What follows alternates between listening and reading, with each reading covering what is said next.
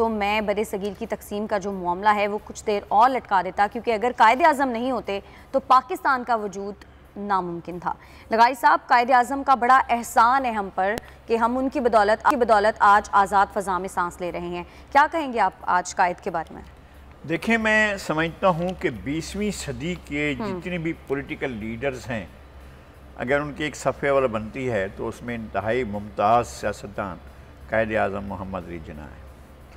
कायद आज़म मोहम्मद अली जिन्ना ने हज़ारहा बरस से एक कौमी तशख़्ख़ुस रखने वाली रियासत को एक आज़ाद रियासत में तब्दील किया है।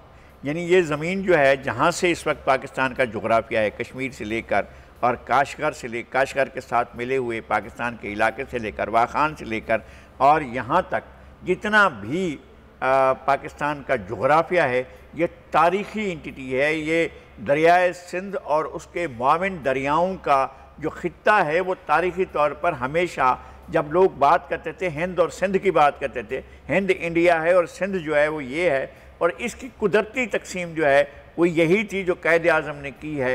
इसको हमारे हुक्मरान तबके ने इस जोग्राफिया की तारीख़ी हैसियत का इदराक नहीं किया है और इसको उस हैसियत में नहीं लिया है।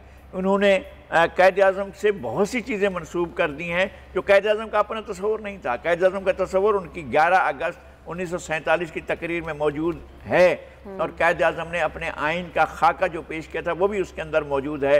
लेकिन रियासत के ऐसे अनासर उस पर आ गए हैं, हावी हुए हैं, जिन्होंने कायद आज़म के तस्वुरात के बरक्स किया है, सब कुछ किया है। कायद आज़म ने जो तस्वुर दिया था पाकिस्तान का, उसकी लोगों को हवा तक नहीं लगने दी गई। पहले दिन जब कायद आज़म की तकरीर हुई 11 अगस्त को, तो उस तकरीर को सेंसर कर दिया गया, नहीं छपेगी ये तस्वीर, और ये पाकिस्तान के पहले सेक्रेटरी जनरल चौधरी मोहम्मद अली ने किया था।